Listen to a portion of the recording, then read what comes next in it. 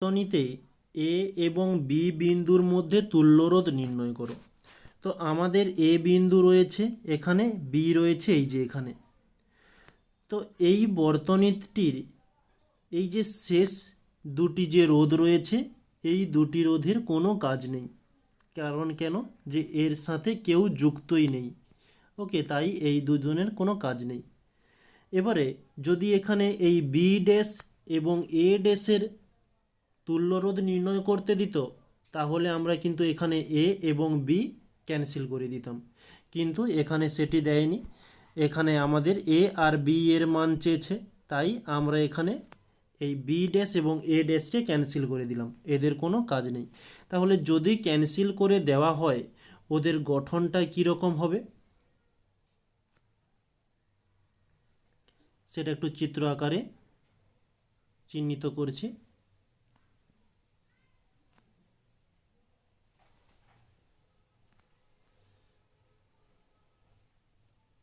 এই যে ঠিক এই রকমই গঠনটি হবে। এখানে এ, সি, ডি, এখানে ই, এদিকে এফ, এদিকে বি, এবং প্রত্যেকটার মান দেওয়া রয়েছে 10 ওহম। এদিকে হচ্ছে 10 ওহম, ইনিও 10 ওহম, এদিকেও 10 ওহম। আচ্ছা, প্রত্যেকটাই 10 ওহম করে। এখন এই যে সি প্রান্ত থেকে এফ পর্যন্ত যে 10 10 করে দুটি রোধ রয়েছে, এই দুটি রোধ শ্রেণী সমবায়ের অন্তর্গত। তাহলে এখানে আমরা লিখব, আচ্ছা এখানে লিখে দিই যে D, B dash O a dash ই, এটি কোনো বর্তনীতে যুক্ত না থাকায় এর কোনো কাজ নেই। নেক্সট তাহলে আমরা কি পাচ্ছি, এই সি, ডি ও ডি এফ রোধ দুটি শ্রেণীতে রয়েছে, এদের তুল্যরোধ হবে যে 10 + 10 = 20। ওকে, নেক্সট পরবর্তী বর্তনী যেটি তৈরি হচ্ছে, বা ওখানেই যদি আমরা একটু আরেকটা লিখে দিই, যে এই যে সি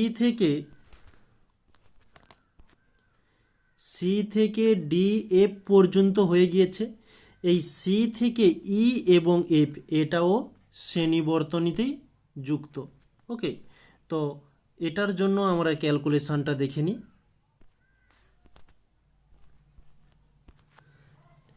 এখানে আমরা লিখব সি ই ও ই এফ রোধ দুটি শ্রেণীতে যুক্ত থাকায় এর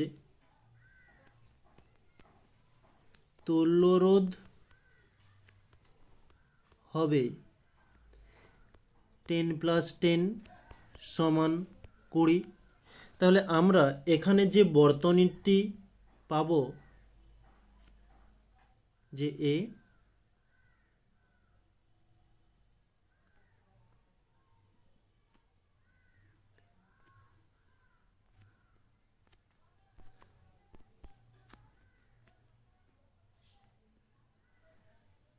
এই বর্তনীটি আমরা পাচ্ছি। এটি এ, এদিকে বি, এখানে ছিল সি, এখানে ছিল এফ। এটা আগে থেকে দেওয়া ছিল 10 ওহম, এখানেও ছিল 10 ওহম, এদিকেও তাহলে কত হলো, যেটা আমরা তুল্য রোধ নির্ণয় করেছিলাম 20 ওহম, এদিকেও 20 ওহম। এখন এই 20 ওহম এই দুটো কিন্তু সমান্তরালে সমবায়ে রয়েছে। তাহলে এখানে আমরা লিখব সি এফ রোধ দুটি দুটি রোধ কিন্তু হচ্ছে, এদিক থেকে দেখলে সি এফ একটা রোধ, এদিকে হচ্ছে সি থেকে এফ পর্যন্ত আর একটা রোধ। তাহলে সি এফ রোধ দুটি সমান্তরালে যুক্ত আছে, এর তুল্যরোধ হবে কত, যে 20 গুণিতক 20 বাই 20 প্লাস 20। ওকে, তাহলে 20 20 গুণ করলে আমরা পাচ্ছি 400, 20 20 যোগ করলে পাচ্ছি 40, 0 0 কেটে গেল, 4 দিয়ে দিলে 4 একে 4 0, আমরা পেয়ে গেলাম 10। নেক্সট পেজে আমরা এবার ওটাকে কিভাবে করতে পারি,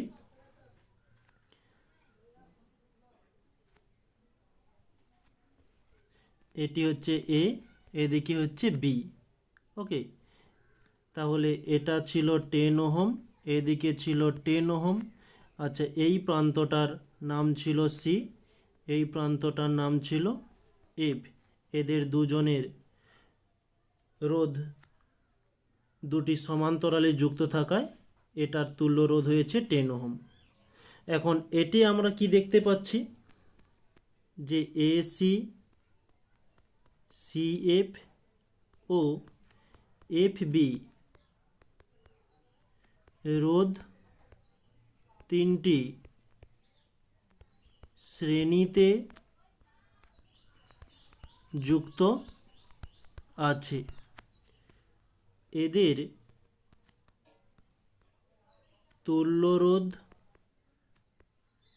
হবে